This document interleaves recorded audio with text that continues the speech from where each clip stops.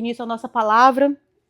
A palavra que Deus colocou no nosso coração para o dia de hoje foi: guarde o seu milagre. Amém?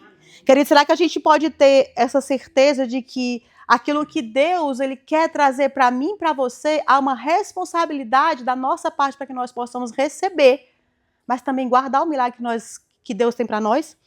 Amém?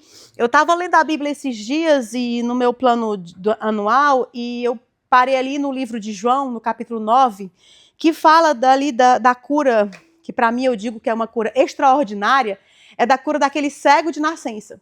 E eu acho interessante porque Jesus ele fez algo extraordinário que nunca tinha sido feito, trazer luz a um cego. Amém? Mas especificamente nesse aqui, no capítulo 9 do livro de João, onde fala que Jesus ele curou esse cego, e especificamente ele fala que esse homem era um cego de nascença. Amém? E nos tempos bíblicos, as pessoas entendiam que alguém que nascia com alguma deficiência, que seja cegueira ou handicapeia, como? Qualquer que seja a deficiência, obrigada, porque aleijado não pode mais dizer no Brasil, né? Pode, mas não, é por isso que eu estava lembrando a palavra, breve.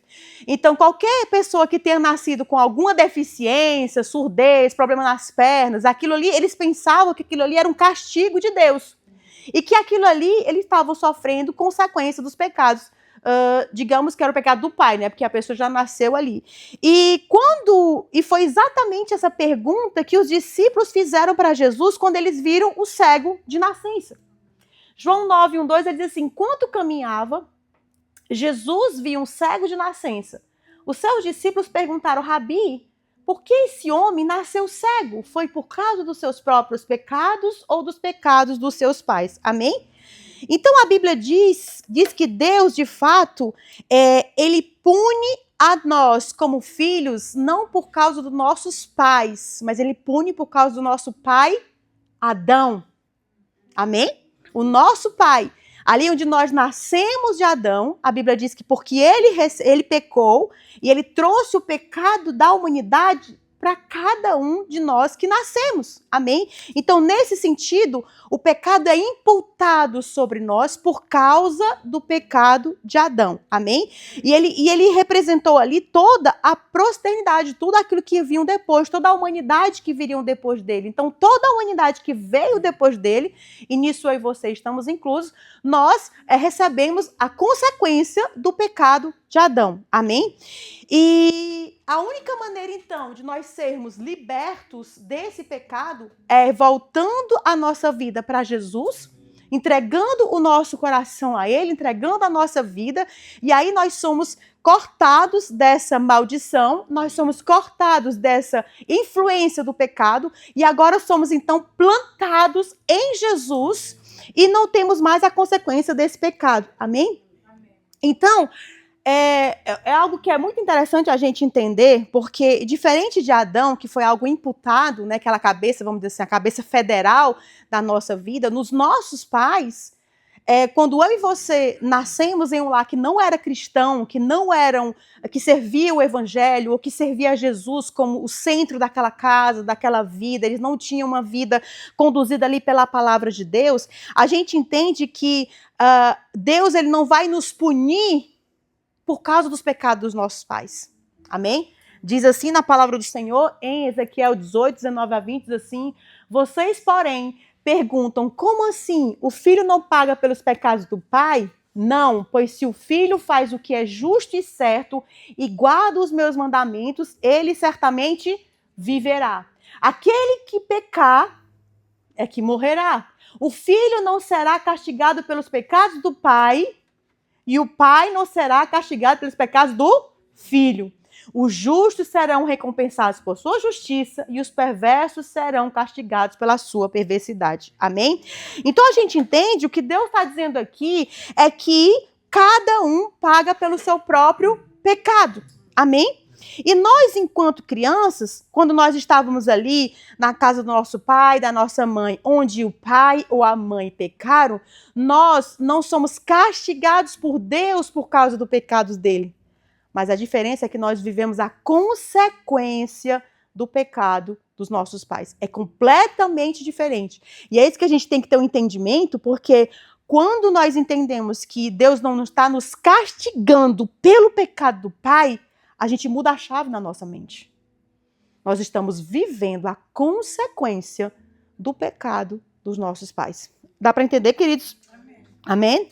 Então, uma criança que nasce numa família disfuncional, onde os pais pecaram e se afastaram de Deus, elas vão viver a consequência. Um pai que não serve a Deus, um pai que não crê em Deus, um pai que não tem um temor a Deus, ou uma mãe, vai fazer tudo da sua maneira, vai fazer tudo talvez como o mundo diz, como ela quer fazer, e por isso aquela criança vai ter uma consequência, mas ela não é amaldiçoada por Deus, ela está tendo uma consequência, não é uma punição de Deus. Foi algo que abriu meu coração, foi algo que abriu os meus olhos, porque eu achava, porque eu tinha nascido numa família que tinha pecado, porque tem outros versículos que falam sobre isso, né, que ele guarda a bênção até a maldição até a terceira, quarta geração e a bênção até 1000 gerações. E eu entendi que ali é sobre o pecado da idolatria. Mas quando a gente está falando aqui sobre o pecado do afastamento de Deus, ele não está castigando uma criança porque ela não fez nenhum pecado diante de Deus. Ela está vivendo, infelizmente, a consequência dos pecados dos nossos pais. E é o que eu e você experimentamos, não é? Quando a gente estava ali numa família do nosso pai, da nossa mãe, que não tinha uma consciência, que não tinha um temor, a gente sofreu. Nossos pais nos bateram, a gente sofreu rejeição, a gente sofreu uma dor, a gente sofreu qualquer tipo de maltrato. Não porque Deus quis, mas era consequência do pecado dos nossos pais diante de Deus, e essa consequência caía diante de nós. Amém? É por isso que a gente falou ali no nosso culto na sexta-feira, que uma vez que nós éramos criança, alguém decidia por nós. Mas hoje nós temos essa responsabilidade de tomar sobre nós a responsabilidade da nossa vida e decidir fazer diferente. A gente entende também que tem muitos testemunhos que a gente vê na internet de pessoas que cresceram de uma família drogada ou com alcoolismo, e uma vez que encontraram Jesus, eles mudaram o caminho deles. Até então eles estavam destinados a viver alcoólatra, porque o pai foi, o avô foi, o bisavô, e toda a família tem ali uma maldição hereditária naquela família, mas aquela pessoa estava vivendo, ele sofreu maltrato porque o pai chegou em casa bêbado e bateu nele. Ela sofreu maltratos porque o pai chegou bêbado e expulsou ela de dentro de casa. Ela sofreu. Não era um castigo de Deus, mas era a consequência do pecado do homem. Amém? E a gente vê testemunhos maravilhosos que pessoas que quando encontraram Jesus quebraram essa maldição e puderam pegar uma nova estrada agora com Jesus e fazendo aquilo ali totalmente diferente. Amém? E da mesma forma que eu acho que a coisa mais linda que a gente pode encontrar em Jesus é que não somente ele muda o nosso caminho que estava sendo traçado de maldição através de maldição, é que ele nos cura. É que ele vem curar das nossas feridas que nem foi ele que fez. Ele vem nos curar daquelas feridas que foram os nossos pais, aquele tempo que a gente passou na escravidão, o tempo que a gente passou na casa do pai ou da mãe ou de uma outra pessoa, que todas aquelas feridas não foi ele que causou, mas ele é aquele que vem mudar e transformar e sarar nossas feridas. Amém? Então a gente tem que entender que o que vai definir a consequência do pecado na nossa vida é eu hoje decidir não seguir a Deus.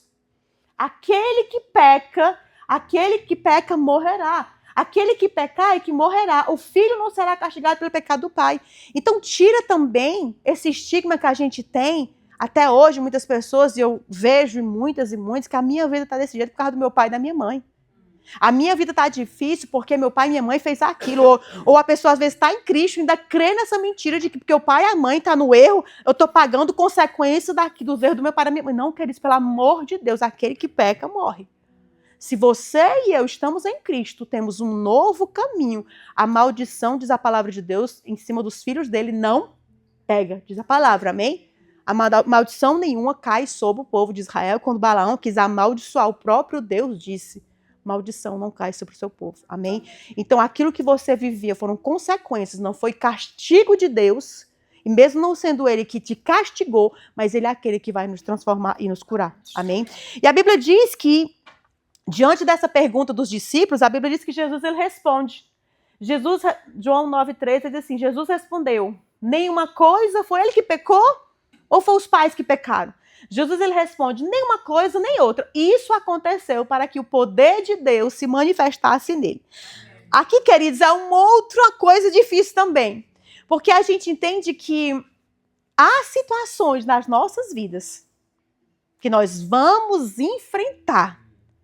Não porque o pai pecou, não porque eu e você pecamos, mas porque Deus ele quer se manifestar a glória dele na nossa vida. É por isso que, acho que foi tu que falou sexta-feira, que disse assim, mas por que eu estou enfrentando todo problema? Se eu estou fazendo tudo certinho, eu faço tudo que tem que fazer, vou pro culto, oro, jejuo, porque há situações nas nossas vidas que nós vamos enfrentar para que o poder de Deus se manifeste nas nossas vidas. Para que as outras pessoas que estão fora, Deus está usando, entre parênteses, não no termo pejorativo, mas Ele está usando a nossa vida para manifestar o poder dele. E, queridos, a gente tem que ver isso mais uma vez. Uma chave tem que virar na nossa mente, na nossa cabeça, literalmente.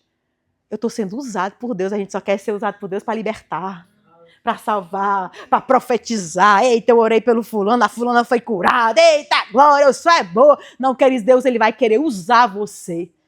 O que a gente cantou aqui no louvor? Usa-me, Senhor. Tá aí um momento para ele ser usado. Ele vai usar com situações nas nossas vidas, sem que você tenha feito algo, mas ele vai usar para atrair pessoas para ele, para que a glória dele se manifeste em nós. Então, que nós possamos parar de pensar. Claro que o primeiro ponto, quando tem alguma coisa errada na nossa vida, é parar e dizer, Senhor, eu estou fazendo algo errado. Essa consequência é do meu erro. Ok, deixei o Espírito Santo falar, não recusei, entendi, me arrependo, volto e continuo minha vida. Mas, de repente, vai ter situações na sua vida que você vai enfrentar e que não é culpa sua, ou do seu pai, ou da sua mãe, mas simplesmente Deus está deixando isso para que você seja um vaso dele para manifestar a glória dele. Não sempre queremos ser vasos de Deus para os outros, né, para trazer a glória, libertação, cura, mas a gente vai ser vasos usando nós mesmos para que as outras pessoas possam vir. Amém? Amém. Possam ouvir um amém? Amém. Glória a Deus. Então aquilo ali, ele está dizendo que não é o pai, não é a mãe, é porque Deus está deixando tudo isso para que a glória dele venha se manifestar em nós. Então, próxima vez que está sofrendo, deixa de gemer. Deus, Senhor, eu acabei de orar a música ali, porque, queridos, louvor é oração. Usa-me, Senhor. Eis-me aqui. Gente, você tem noção do que você está falando no mundo espiritual? Acho que às vezes a gente não tem noção do que a gente está falando. Senhor, usa-me, eis-me aqui. É mesmo, mas então tá certo, querida. A gente só pensa, eu quero ser usado. Eu vou falar uma palavra profética, a rima vai cair assim, durinha, porque foi Deus que falou. Não, querido, eu vou usar você lhe esmagando. Para que as outras pessoas olhem para você e digam assim, tu ainda tem coragem de servir esse Deus? E cadê o Deus que tu serve? Não é assim.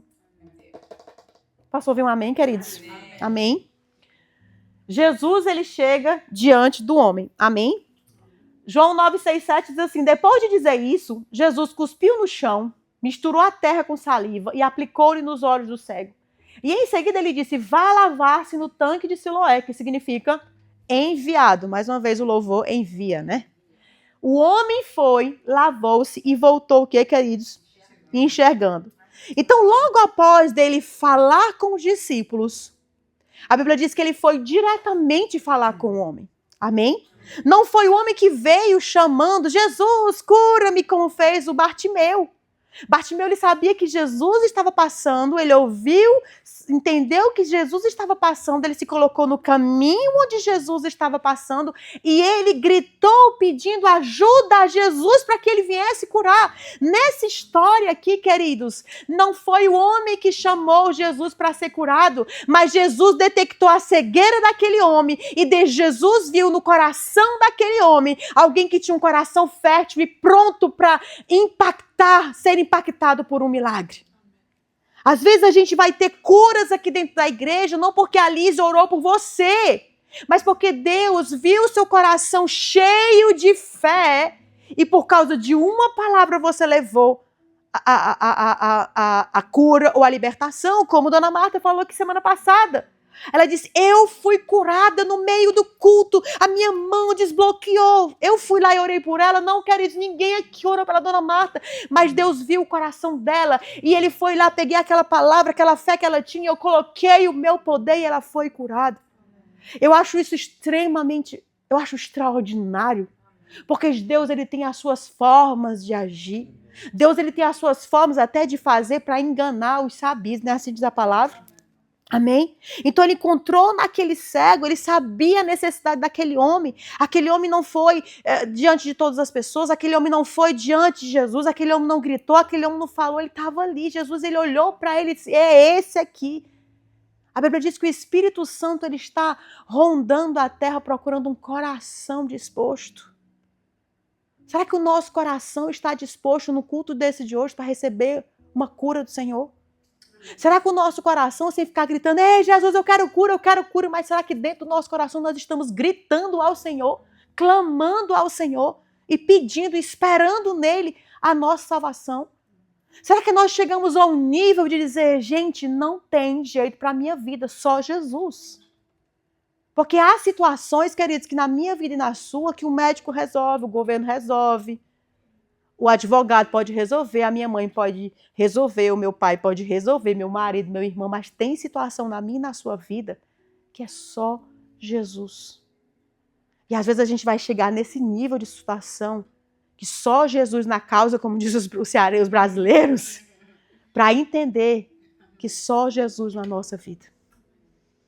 Que só Jesus, como eu lembro agora da história de Ana, o Samuel, o profeta, não ouviu o que ela estava dizendo, ela estava balbuciando, dizendo pequenas palavras, mas o Espírito ouviu. Mas o Senhor ouviu o choro daquela mulher, a oração daquela mulher, o coração angustiado daquela mulher diante de Deus. Gente, Deus não rejeita a oração, Deus não rejeita um coração angustiado, Deus não rejeita um coração contrito e quebrantado diante dele. Eu não estou pedindo para você se jogar aqui no culto, mas se jogue dentro do seu coração. Pai, eu vim hoje porque eu sei que é essa palavra que vai mudar a minha vida. Não é a palavra da Liz, da Érica, ou de qualquer pessoa, da Carlita, mas é a palavra do Senhor. É esse momento que eu vou ali para eu ter essa convicção de que eu preciso dessa palavra que vai mudar a minha vida, é essa semente que vai chegar no meu coração e vai encontrar uma terra fértil que vai acolher, vai se agarrar e vai ser salva, liberta, mudada e transformada. Amém? Aquele cego, quando Jesus chega até ele, o que eu achei mais lindo, eu fiquei pensando, porque se fosse eu já tinha perguntado, ei Jesus, por que que Deus me fez cego, hein? Eu não vou mentir, irmã. Eu sou honesta. Ela disse qual? Vai lá. Ele não perguntou por que que Deus fez ele cego. Ele não perguntou se foi o pai dele ou a mãe dele que pecou. Ah, mas se é o povo diz, né? A gente aprendeu, né? Porque desde pequena a gente entende, né? Que foi o pai e a minha mãe que pecou. Então, eles pecaram em quê? Me conta aí qual foi o pecado desse que eu quero saber para pegar aqueles dois abençoados ali. Não, porque eu imagino, irmã, quando eu leio a Bíblia, a minha oh meu Deus, pardon, a minha imaginação vai pro céu. E se me deixar, eu passo o dia todo só pensando, e se, tipo, realmente eu fico pensando no lugar, nas pessoas ali perto, no ambiente, eu me coloco ali naquele lugar e eu fico ali me imaginando. Cara, se eu tiver Jesus na minha frente, eu vou fazer um questionário. Aí, peraí que não tem papel para ter resposta. Minha filha, vocês esqueçam, porque agora a prioridade é comigo. É a mesma coisa quando você está ali no teu quarto fechado. Ele está ali para você. Por você, ouvindo aquilo que você quer dizer. Não importa mais ninguém que está do lado.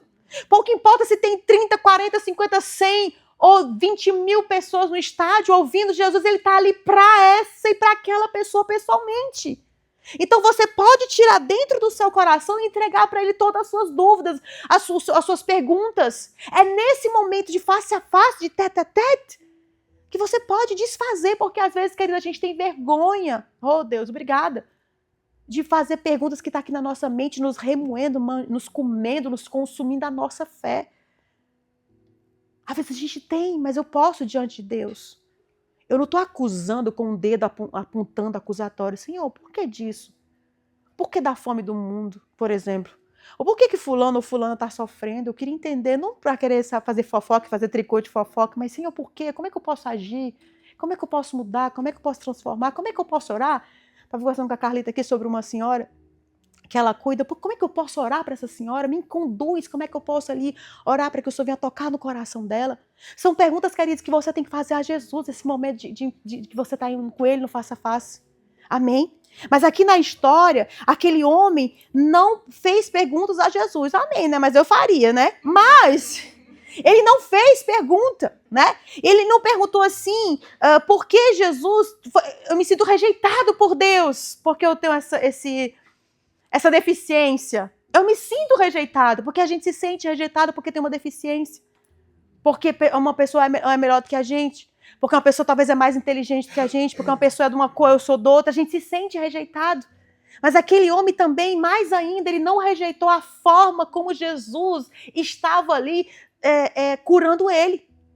Nos outros, queridos, se você vai ver nos outros cegos da Bíblia, em que Jesus ele curou, ele trouxe à vista aquele cego, a luz àqueles cegos, em nenhum outro Jesus cuspiu. Em nenhum outro Jesus pegou o barro. Em nenhum outro Jesus mandou, vai no tanque de Siloé se lavar. Mas aquele homem, ele quis fazer diferente. Ele poderia muito bem simplesmente dizer, Senhor, mas com Bartimeu, o Senhor só fez dizer, está curado. Por que comigo eu tenho que fazer essa humilhação do Senhor cuspir, pôr barro, põe no meu olho, ainda o Senhor vai mandar lá no tanque de Siloé, eu tenho que andar.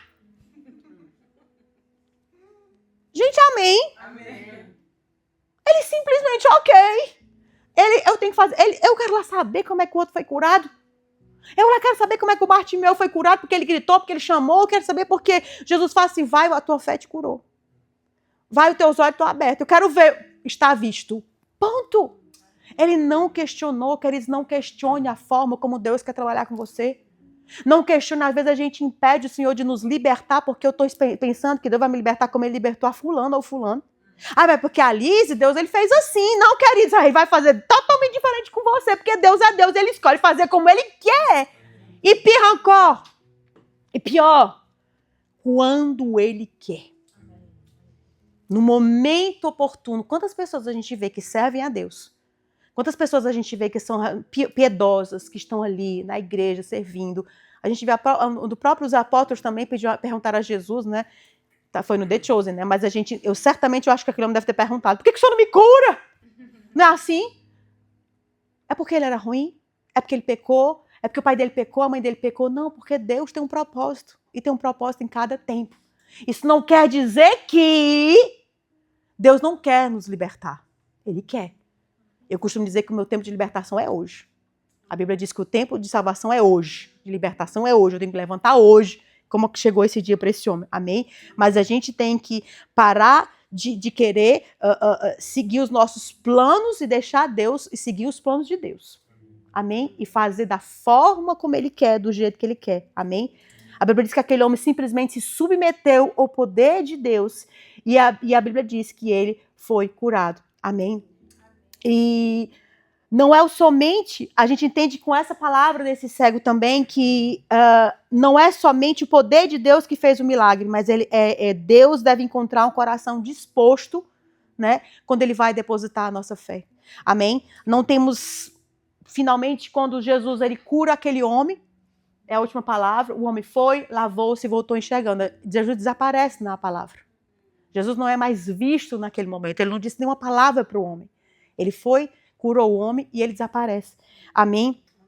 E o que a gente entende é que pós-salvação, pós-libertação, pós-cura, e há um jogo a ser um pouco duplo, né? De duplo caminho. Há uma certa alegria porque fomos curados, porque fomos libertos, porque fomos transformados por Deus. E essa alegria, né, ela gera dentro de nós uma vontade de falar para os outros. Não é assim? A gente foi curado, nós fomos libertos, a gente tem essa vontade ali de querer falar para essas pessoas. Eu fico feliz, eu tenho a alegria no meu coração de ter encontrado Jesus.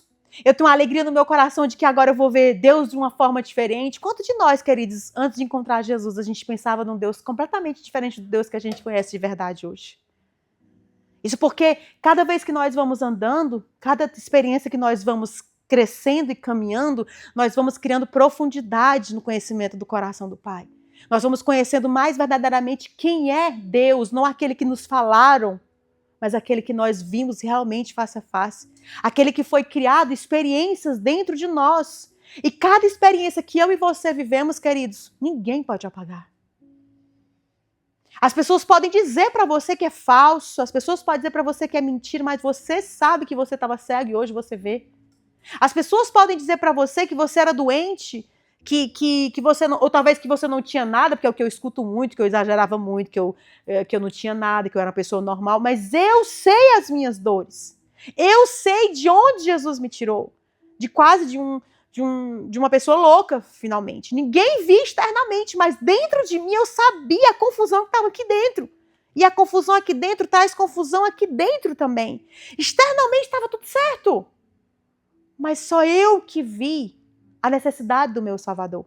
Sou eu que sei a alegria que Ele me proporcionou. Não foi as outras pessoas.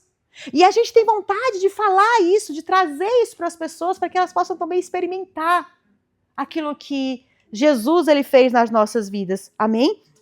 E a gente entende que quando mais a gente vai conhecendo a Deus, a gente vai tirando... Eu pelo menos, eu tinha muito essa ideia de que Deus era um Deus tirano. Jesus era um Deus egocêntrico, ele se achava o máximo. Tipo, eu sempre achava muito isso.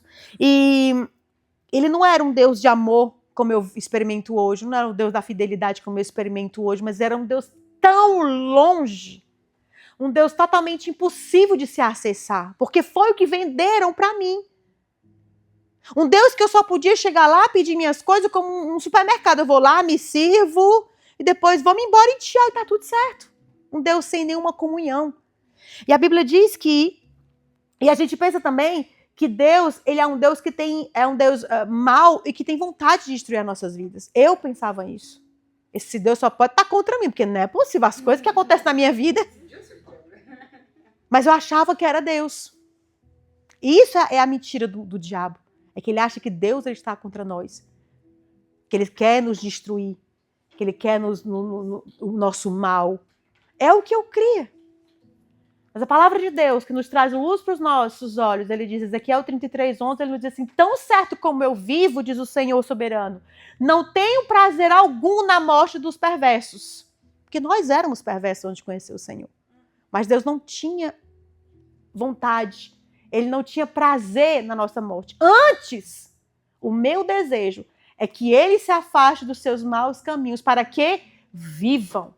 E ele completa, arrependam-se, afaste-se da sua maldade, porque morrer, ó povo de Israel. Então a gente entende, queridos, que o Deus é um Deus que quer o nosso bem. Ele odeia o pecado, mas ama o pecador. Mas não é porque Deus ele nos ama que ele vai aceitar a nossa maldade. E a consequência de tudo aquilo que a gente está fazendo, não é Deus que está vindo contra nós. Mas é porque a mão dele não está sobre nós, então tem a mão de um outro, que é o diabo. Por isso que vivemos em vergonha, em humilhação. Amém? A vontade dele é que nós possamos dar meia volta e seguir o caminho atrás de Jesus. E ele constantemente, queridos, está ali nos perseguindo. Constantemente ele está querendo que você volte para o lugar certo, para o lugar onde você foi criado. Você foi criado por Deus para lhe adorar. E é nesse lugar que eu e você temos que viver. Amém? E da mesma forma que a gente encontra alegria porque encontrou esse Salvador maravilhoso, esse Deus que ama, a gente também encontra tristeza no mesmo tempo. Eu não sei se vocês viveram isso, né? Mas esse milagre do cego, ele fala muito no meu espírito porque diante da alegria da salvação daquele homem, diante da cura extraordinária daquele homem, ele encontrou rejeição. Amém? Diante dos amigos, dos vizinhos e da família, ele afirmou a cura, ela veio de Jesus. Em todos os momentos que as pessoas vieram perguntar para eles, mas não pode, como é que você pode? Você era cego, como é que você pode ter sido curado? Como é que seus olhos estão vendo agora? Primeiro vêm os amigos, aquelas pessoas que estão ali ao lado dele. E ele continua dizendo que foi Jesus que o curou. João 9:8-9 diz assim, seus vizinhos e outros que o conheciam como mendigo, começaram a perguntar, não é este o homem que costumava ficar sentado pedindo esmolas? Eu conheço esse daí. Alguns diziam que sim, mas outros diziam que não. Não, apenas se parece com ele. O mendigo, porém, insistia: sim, sou eu mesmo. Porque ele sabe aquilo que Jesus ele fez na sua vida. Os outros podem duvidar. Os outros podem dizer que não é ele. Os outros podem dizer que ele está inventando até. Mas ele diz: eu sei o que Jesus fez na minha vida. Sim, sou eu mesmo. Foi ele que fez na minha vida. Sobretudo, queridos, é tão difícil da gente, e que traz uma tristeza muito grande para aquelas pessoas mais próximas. Os nossos amigos, colega do trabalho. Aquelas pessoas que não entendem aquilo que Jesus fez, chegou e transformou nas nossas vidas. Então a gente vai, e é normal, enfrentar esse tipo de tristeza, esse tipo de decepção, porque esse cego nos ensina. Isso é uma coisa clássica que eu e você precisamos aprender. A gente, em vez de ter raiva dessas pessoas, a gente tem que orar por eles, interceder por eles. Amém? E a gente tem cuidado também nesse tempo, queridos, de guardar o nosso coração, porque a gente pode facilmente odiar essas pessoas. Ou então, pior de tudo, colocar a goela abaixo. Foi Jesus e foi Jesus. Não é assim, queridos. Não é pela força, mas é pelo poder do Espírito Santo. Amém? Eles ficaram impressionados com a mudança e eles começaram a descrever como é que aconteceu esse milagre. Você vai ver depois, é interessante. E aí, como é que foi? Me conta aí. Cadê o homem, então? Mas ninguém encontrava Jesus. Porque ele começou a dizer, foi Jesus, ele fez isso. Mas cadê ele? Não sei, o homem sumiu. Será que você não está mentindo ou está doido? Essa é realmente essa incredulidade que se levanta dentro do povo. Jesus havia curado o homem e desapareceu. E eu creio que esse momento é Deus estar testando a minha fé e a sua. Deus está testando a minha fé e a sua para saber se nós vamos guardar o nosso milagre. Ou nós vamos perseverar naquele primeiro encontro que eu e você tivemos com Jesus. Você lembra que quando você encontrou Jesus, você tinha um fogo danado, você tinha uma vontade, um desejo, você lia, você orava, você falava, mas pouco a pouco aquela flama, aquela chama vai se apagando. E se você não manter, você acaba se esfriando, você perde o milagre que você recebeu do começo. Pouco a pouco as pessoas vão falando tão mal, vão falando contra, e você vai se deixando influenciar por aquilo que aquelas pessoas estão falando, o seu coração vai voltando para o local de onde você estava antes, em vez de guardar o seu milagre. Amém? E aí então, eles decidiram, ok, vamos levar para os fariseus, porque a gente é homem do povo, vamos levar para quem entende da lei, para quem entende do negócio, bora levar essa criatura, esse abençoado aqui, que diz que foi curado, vamos levar para os fariseus. E a Bíblia diz que os fariseus começam então a fazer de novo os mesmos questionamentos. Cara, é muito interessante essa história. Eu passei esse dia só lendo aquilo ali porque eu achei o máximo, né? E eles, mas quem foi que te curou? Deixa de história, tu é cego mesmo, menino? Não, eu sou cego sim. Não, não é não, não acredito. Ele, não, mas Jesus fez assim, fez assim, fez assim, fez assim. E começa ali um bate-boca, porque sempre os fariseus eles estavam sempre ali procurando alguma coisa para destruir Jesus. E ele disse assim, esse homem não pode ser um homem de Deus, porque ele trabalhou no sábado. Mais uma vez, Jesus, contra os fariseus, ele foi lá no Shabat e bam! E libertou o abençoado. E ele disse, não, porque toda glória e toda honra tem que ser para Deus. Não é para ele, mas ele e o Pai são um. Amém? João 9,18 diz assim, os líderes judeus se recusaram a crer que ele havia sido cego e estava curado. Depois de tanta discussão, ele disse assim, por isso mandaram chamar os pais dele. Pronto, ok, eu não estou acreditando em ti, o homem já era velho, né, já era maduro, não era criança, então, mas eu, mesmo assim eu vou chamar os pais, porque os pais, eles eram judeus, e eles sabiam que eles não podiam mentir diante de uma autoridade. Então ele disse assim, vamos chamar os pais dessa abençoadinha aqui, desse menino aqui, e a gente vai perguntar diretamente para os pais, esperando que eles sejam mais honestos e nos digam a verdade, né? E a Bíblia diz que eles chamaram os pais, João 9, 19, 21, diz assim, e perguntaram, ele é seu filho? Perguntaram para o pai. Ele nasceu cego? Se foi, como ele pode agora ver? Os pais responderam, já adoro essas frases, sabemos que ele é nosso filho, ponto. E que ele nasceu cego, ponto. Mas não sabemos como pode ver agora, nem que o curou. Ele tem idade suficiente para falar por si mesmo, pergunte a ele.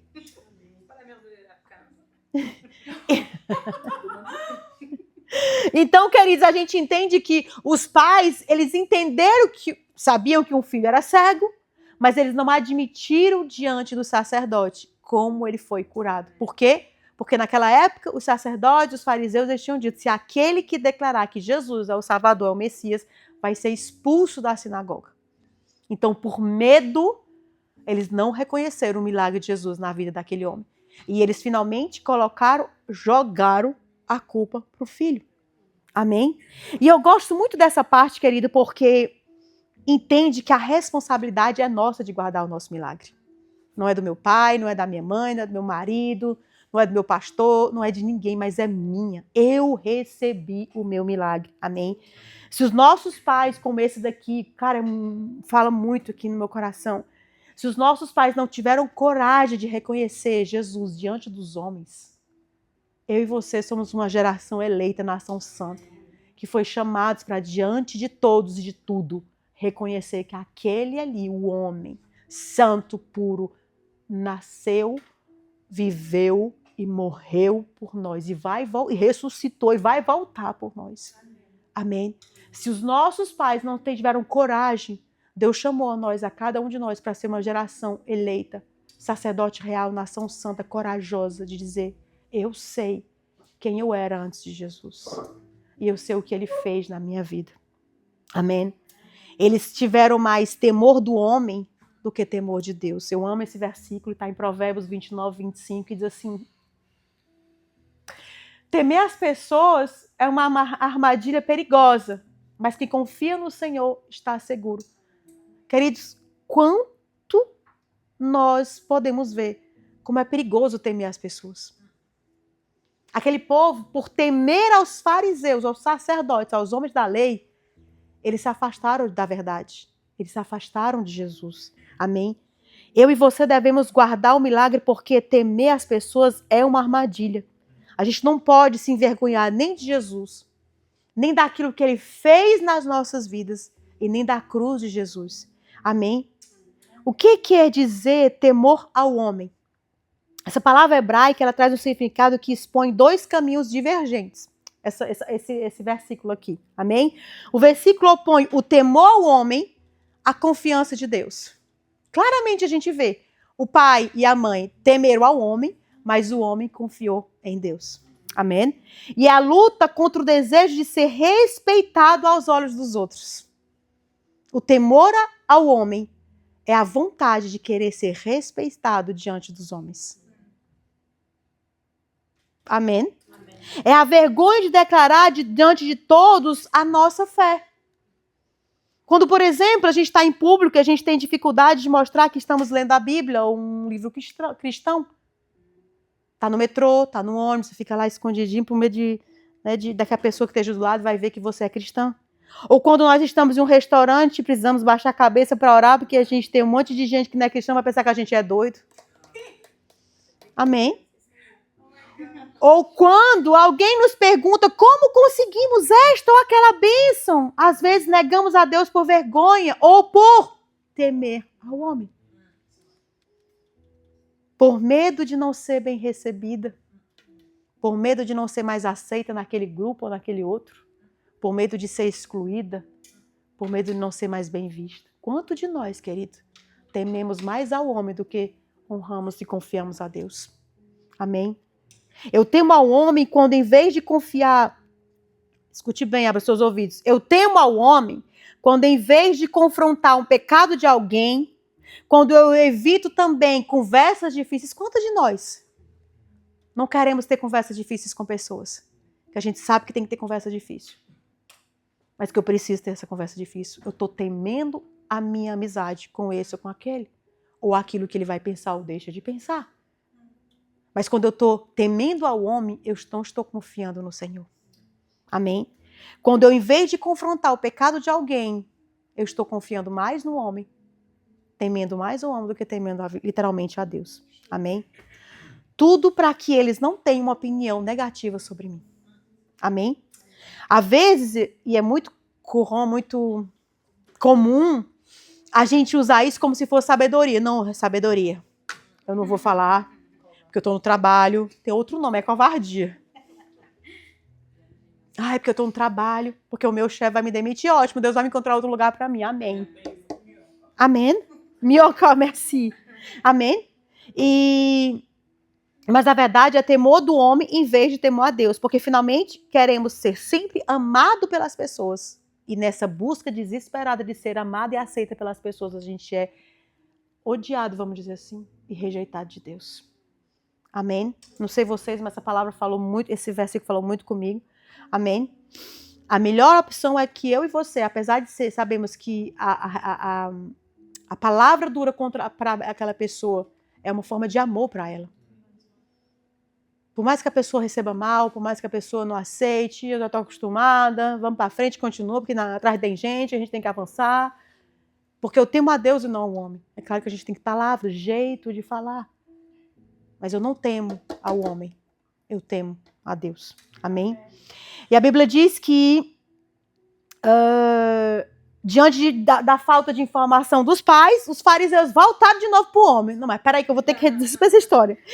E aí voltaram para o homem e disseram que deveria ser Deus, que deveria receber a glória e não Jesus, porque aquele homem de Jesus, a gente já sabe que esse homem é pecador.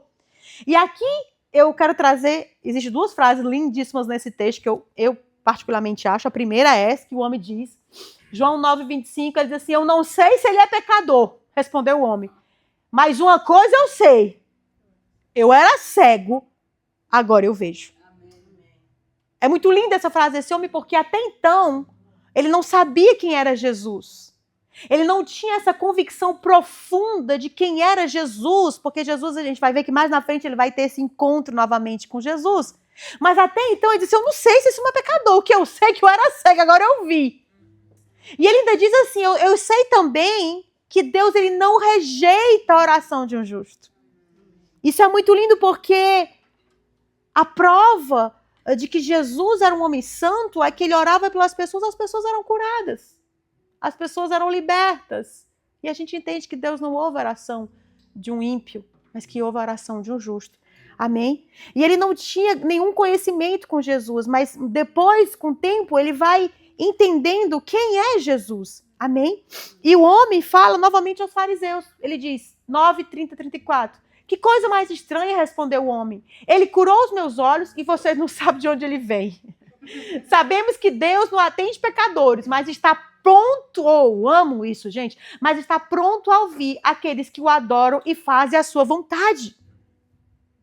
Desde o princípio do mundo, ninguém foi capaz de abrir os olhos de um cego de nascença. Gente, olha que maravilha. E esse homem foi escolhido para ser aquele. Eu vou começar com aquele ali. E a gente chorando e reclamando porque estava sofrendo, né, irmã? Se esse homem não fosse de Deus, ele não teria conseguido fazer. Você nasceu... Aí os fariseus, né, disseram, você nasceu inteiramente pecador, disseram eles, e quer ensinar a nós. Então, out, vai-se embora. A Bíblia diz que eles o expulsaram da sinagoga. Porque aquelas palavras que eles estavam falando diante dos homens da lei, defendendo Jesus, que a gente disse, Deus não precisa de defesa, né, Reito? Olha aqui um que está defendendo Jesus. Porque ele sabe o que ele recebeu. Diante da oposição dos fariseus, onde ele disseram a mãe e o pai, se alguém falar que eu vou expulsar, ele aconteceu exatamente o que eles disseram. Eles falaram diante deles, não resistiu, não negou Jesus e ele foi expulso da sinagoga. Amém, queridos? E a Bíblia diz que assim que ele foi expulso da sinagoga, Jesus aparece. Amém? A Bíblia diz que Jesus, ele procura aquele homem e ele fala. João 9:35-39 diz assim, quando Jesus soube o que havia acontecido, procurou um homem e lhe disse, você crê no Filho do Homem? O homem inocente diz assim, quem é ele, Senhor? Perguntou o homem. Eu quero crer nele. Abençoado o bichinho, né? Jesus respondeu, você ouviu e ele está falando com você. Aí ele diz assim, sim, Senhor, eu creio. Declarou o homem e adorou a Jesus. Então Jesus disse, eu vim a este mundo para julgar, para dar visão aos cegos e para fazer os que veem se tornarem cegos. Queridos, esse é o poder. Ele pode, né? Ele pode, então, nesse momento, ter um encontro com o seu Salvador. Porque até então era alguém que tinha só curado ele. Mas nesse momento onde Jesus ele chega e se apresenta diante dele, agora ele diz, agora eu sei quem é o meu Senhor e meu Salvador. Agora eu sei que ele se revela para aquele homem quem é aquele que fez o milagre para ele. Ele tem uma comunhão, uma conversa com aquele homem. Ele vai começando a desvendar coisas que até então ele não disse, ele não conhecia. Ele foi humilde, tadinho. Quem é? Mas ele está na tua frente. Mas eu aceito, eu quero ele para mim. Amém? Ele reconheceu que Jesus era aquele Cordeiro de Deus que veio para tirar os pecados do mundo. Dentre ele, era um pecador. Assim que Jesus abriu seus olhos, ele pode ver, não se vê mais como homem handicap. Não como um homem mais deficiente, mas como filho perfeito de Deus. Ele se encontrou de novo nesse lugar onde toda a vida ele deve ter ouvido que ele era um pecador, ele era um rejeitado. Mas quando Jesus encontrou aquele homem, ele encontrou o lugar dele no Pai. Ele não aceitou mais nenhuma palavra de rejeição. A Bíblia diz que ele era mendigo.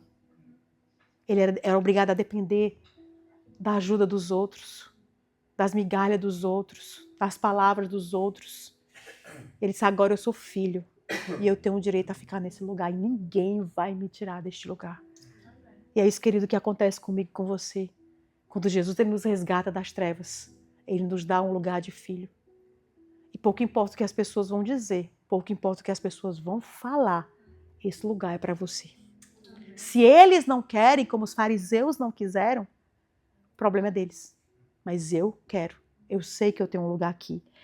E algumas versões ele diz assim, declarou o homem e adorou Jesus. Algumas outras versões eles falam se prosternou diante de Jesus. Amém? Proternar se refere ao ato de se inclinar. Inclinar o seu coração, os seus desejos, se submeter com respeito, com devoção diante daquele que deu tudo por nós. Amém? E aí eu acho, a segunda outra versículo que eu acho lindo nessa história é esse aqui. Né, que ele diz, sim, Senhor, creu, declarou homem e adorou Jesus. Por quê? Porque ele está voltando para aquele lugar ao qual ele nasceu. Ao qual eu e você nascemos. Fomos criados à imagem e semelhança de Deus. E devemos voltar para este lugar. Quando você reconhece quem é Jesus, não tem mais nenhum outro lugar que você possa ficar. Não tem mais nenhum outro lugar, nenhuma outra pessoa, ou outra coisa, ou criatura, ou ídolo que você possa se prosternar. Porque é somente nele, nele e nele que você encontra a salvação. Amém. Amém. E eu quero terminar com essa frase. Você é filho e você deve adorar. Amém. Jesus ele veio para trazer luz àqueles que eram cegos como a vida desse homem. Ele trouxe cegueira para os outros fariseus. Nós somos esses filhos de Deus. Nós somos esse que nós estávamos nas trevas. Nós estávamos desesperados e precisando, carente da graça de Deus, da misericórdia dele. E ele chegou na nossa vida. E você e eu precisamos guardar esse milagre, guardar aquilo que Jesus ele fez em nós. E guardamos, como é que nós podemos guardar? Como é que eu guardo, Liz? Adorando a Jesus. Adorando a Jesus no lugar que você está, na situação que você está vivendo. Adorar com a tua vida, adorar com a tua boca, adorar com o teu corpo, adorar com tuas atitudes, adorar com teus pensamentos, com tudo aquilo que tu fazes durante o dia. É adoração a Deus. Não é um tempo que você vai ficar em louvor e adoração. Não, adoração é viver para Deus, é separação para Deus. Aleluia. Vamos orar. Maravilhoso Deus, eterno Pai, Deus de Abraão, de Isaac, de Israel, Pai, nós nos prostramos diante de Ti, Senhor, nessa noite. Queremos te agradecer, Pai, por esta palavra, Senhor. Por esta palavra, Pai, que falou aos nossos corações e queremos te pedir, Senhor, que essa palavra não venha se perder, mas que essa palavra venha dar frutos e frutos em abundância, Deus, em nome de Jesus. Senhor, queremos colocar, Senhor, os nossos corações diante de Ti. Pai, não nos deixa, Senhor, Espírito Santo de Deus, Pai, nos afastar e perder esse milagre que Tu já começou a fazer na minha vida, Pai, em nome de Jesus. Não nos deixa, Senhor, perder, Senhor, essa luz ao qual Tu colocaste dentro de nós, Pai. Não deixa a situação, não deixa as pessoas, não deixa a família, não deixa ninguém, Pai, a situação, a vida, os problemas, não deixa elas, Pai, nos afastarem dessa verdade, Senhor, que nós éramos cegos. mas que o Senhor trouxe luz para as nossas vidas, Pai, em nome de Jesus. Espírito Santo, eu clamo nesta noite para que Tu venha reacender a chama de cada coração aqui, Pai. Espírito Santo, eu clamo nesta noite para que o Senhor venha reacender a chama daqueles corações que estão com a chama fraca, Senhor. Oh, Pai, que nós possamos entender que um dos momentos que nós esquentamos a chama, Senhor, é quando nós oramos a Ti em grupo, Senhor, aquela que está a chama fraquinha, quando se junta com outro, e com outro, e com outro, e com outro, a chama vai se esquentar, Deus, em nome de Jesus. Não é momento de se afastar, mas é momento de se juntar, Deus, em nome de Jesus, Pai. Oh, Espírito Santo, como diz a Tua palavra, muitos estão passando pelas mesmas provações que nós estamos passando, que nós possamos nos juntar, Senhor, como irmãos, ajudando uns aos outros, Senhor, e nos lembrar, Senhor, que também recebemos milagres e ajudarmos, Senhor, a cada um de nós a levarmos os fardos uns dos outros, a sermos, Senhor, sensíveis à Tua voz, entender que existe alguns que estão passando por dificuldade, que nós sejamos essa mão de Jesus que vai se colocar para ajudar essas pessoas a se levantarem, Deus, em nome de Jesus, e cada levantar é necessário ter uma palavra, Senhor, não de consolo somente, mas de confronto. Se não há confrontamento pelo pecado, nunca haverá libertação, nunca haverá cura. Oh Deus, ajuda-nos a sermos esses que vão levar a Tua palavra. A Tua palavra diz que vão para todos os lugares do mundo e façam discípulos em todas as nações. Oh Senhor, que nós possamos ser aquele que faz o ID, Senhor. Mas antes de fazer o ID, antes de levar Jesus para as nações, que nós possamos guardar Jesus dentro de nós. Antes de querer falar, pregar para uma multidão, que nós possamos pregar e falar para nós mesmos, para a nossa alma, Senhor. Antes que nós queremos ter sede de evangelizar estádios, igrejas lotadas, que nós possamos ter sedes para evangelizar para nós mesmos, para a nossa alma, nesses dias que nós estamos com dificuldade, Deus. Porque eu sei que isso é um treinamento que Tu está fazendo com cada um de nós, Deus, em nome de Jesus. Ali onde teve família, teve os vizinhos, teve pessoas próximas daquele homem. Tu estava usando ali de todas essas situações, Pai, para forjar aquele homem, Deus, em nome de Jesus. Para forjar a sua fé. E da mesma forma Tu faz conosco, Deus, em nome de Jesus. Tu está forjando a nossa fé. Tu está nos enraizando em Ti. Tu está confirmando cada vez mais, Senhor, a nossa libertação, a nossa cura, o nosso conhecimento em Ti, Deus, em nome de Jesus, Pai. Senhor, ajuda-nos, Senhor, como diz essa palavra, a não temer ao homem, Senhor, mas a confiar em Ti, Deus, em nome de Jesus. Pai, que todo medo do homem, todo medo, Pai, que traz que o medo da rejeição, Pai, possa cair por terra, Deus, em nome de Jesus, Pai. Nós Te pedimos, Deus, nessa noite, Senhor, ajuda-nos, Pai, a não deixar, Senhor, Espírito Santo de Deus, esse medo conduzir a nossa vida. Esse medo que temos medo de confrontar as pessoas por medo da rejeição, Pai, que possa ser quebrado agora em nome de Jesus. Essa rejeição não existe mais sobre a nossa vida. E a Tua palavra ainda diz que por mais que somos rejeitados pelo pai, pela mãe, pelos amigos, pelo patrão, por qualquer pessoa, mas a Bíblia diz que Deus nos acolhe. Deus nos acolhe em Seus braços e nos dá tudo aquilo que nós precisamos, a coragem, a força, o amor, a misericórdia, a graça, a compaixão, a bondade, a benignidade, tudo que nós precisamos está em Ti, Deus. Em nome de Jesus. Nós queremos colocar o coração de cada um de nós que estamos ouvindo essa palavra. Não nos deixa perder. Para aqueles que estão com buraco, Senhor, para aqueles que estão com um espaço que perde, Senhor, a palavra, Senhor, que o Senhor venha fechar, Senhor, ajudar a fechar essa brecha, Deus, em nome de Jesus, Pai. Ajuda-nos a ser como esse homem, um testemunho, Senhor, a resistir diante de todas as circunstâncias da vida, a resistir diante das pessoas, porque somente ele sabia o que era ser cego. Somente nós sabemos o que é ser cego, o que é ter uma vida diferente, uma visão diferente de Deus, uma visão diferente do mundo, até uma visão diferente de nós mesmos. Nós passamos a valorizarmos a nós mesmos, a cuidar de nós, porque somos amados pelo Pai. Obrigada, Deus, pela essa nova visão. Obrigada, Senhor, porque Tu és luz para as nossas vidas.